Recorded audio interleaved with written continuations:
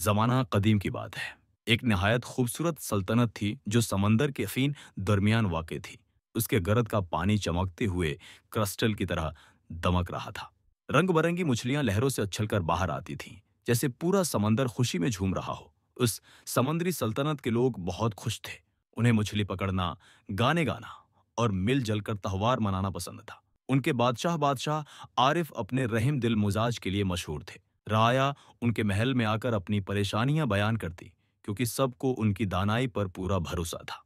उनकी बीवी मलका नायला एक नहायत हुसीन और नेक दिल औरत थी। वो अक्सर सल्तनत की औरतों को महल में बुलाकर उनकी बातें सुनती और उनकी मदद करते हैं। मगर अपनी मुस्कुराहट के पीछे मलका नायला के दिल में एक दुख छिपा हुआ था। उनके यहाँ कोई औलाद नहीं थी।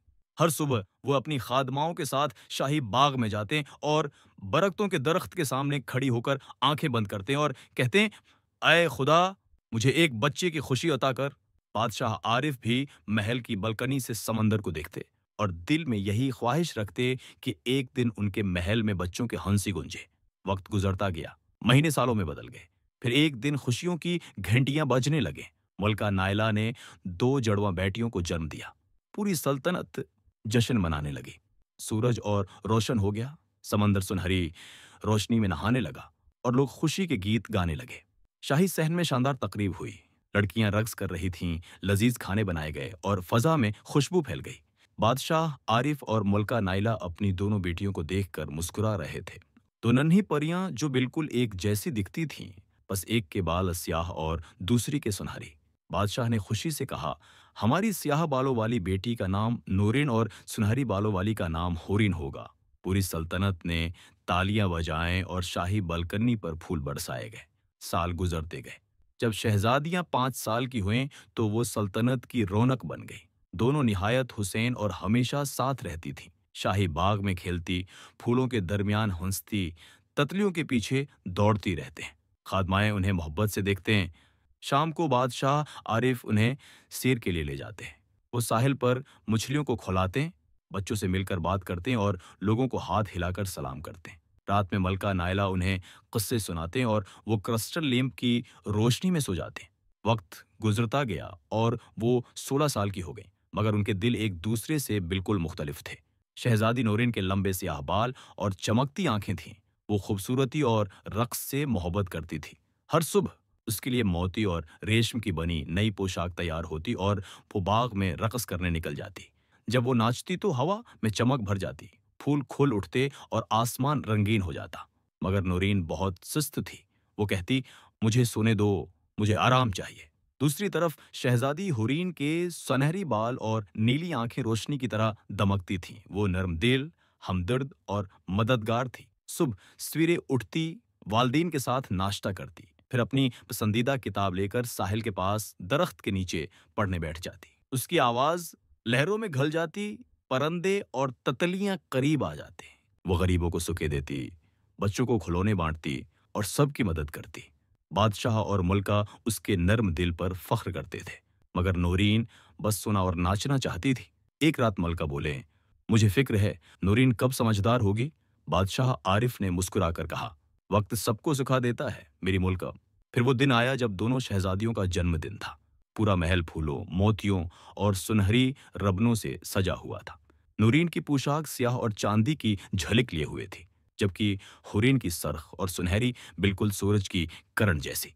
जब जश्न शुरू हुआ, सबसे पहले हुरीन ने आकर कहा, मैं सबके लिए एक नगमा गाना चाहती हूँ। उसकी आवाज इतनी खूबसूरत थी कि पूरी फजा सुकून से भर गई। फिर नूरीन आई और बोली, अब मैं वो रक्स दिखाऊंगी जो किसी गाने से कम नहीं। जब वो नाची तो लोग हैरान रह गए, सुतुत्ता फूल खुलने लगे, आसमान रंगों से भर गया। सबने तालियां बजाएं। दोनों बहनों ने केक काटा और बादशाह ने कहा, तुम्हारे तोहफे शाही दरवाजे पर तुम्हारा इंतजार कर रहे हैं। दोनों भागती हुई बाहर गई। वहां दो सफेद घोड़े खड़े थे, एक पर सुर्ख फूल और दूसरा गुलाबी मोतियों से सजा हुआ। नूरीन ने हुनसते हुए कहा, अब मैं कभी पैदल नहीं चलूंगी। कुछ दिन बाद बादशाह और मलका ने फैसला किया कि बेटियों को सल्तनत चलाने की जिम्मेदारी सिखाने का वक्त आ गया है। बादशाह ने नरमी से कहा, हम समंदर पार सफर पर जा रहे हैं। हमारी गैर मौजूदगी में तुम दोनों सल्तनत की देखभाल करोगी। नूरीन घबरा गई। मैं ये सब कैसे करूं? मलका नाइला ने कहा, खुद पर यकीन रखो मेरी बेटी। जब बादशाह और मुल्का रवाना हुए तो महल में खामोशी छा गई। कुछ दिन सब ठीक रहा।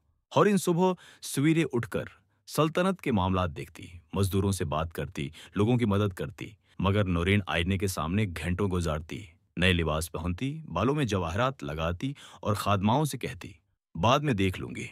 आहिस्ता आहिस्ता सल्तनत में मसाइल बढ़ने लगे। फवारे खशक हो गए, बागों के फूल मरझाने लगे, मुशीरे शिकायत करने लगे।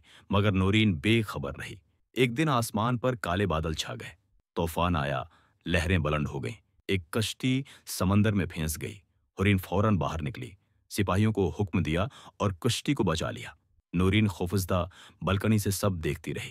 पहली बार उसके दिल में एक एहसास जागा, शायद सिर्फ खूबसूरती काफी नहीं होती। जब तूफान खत्म हुआ, लोग हुरीन पर फूल नछावर कर रहे थे। नूरीन चुपचाप देखती रही।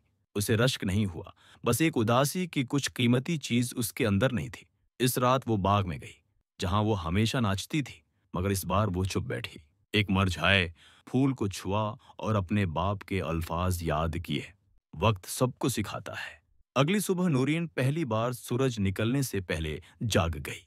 सादा लिबास पहना और सैयद ही काउंसिल रूम गई। बगैर कुछ कहे अपनी बहन के साथ काम करने बैठ गई। अब दोनों बहनें मिलकर सल्तनत चलाने लगे।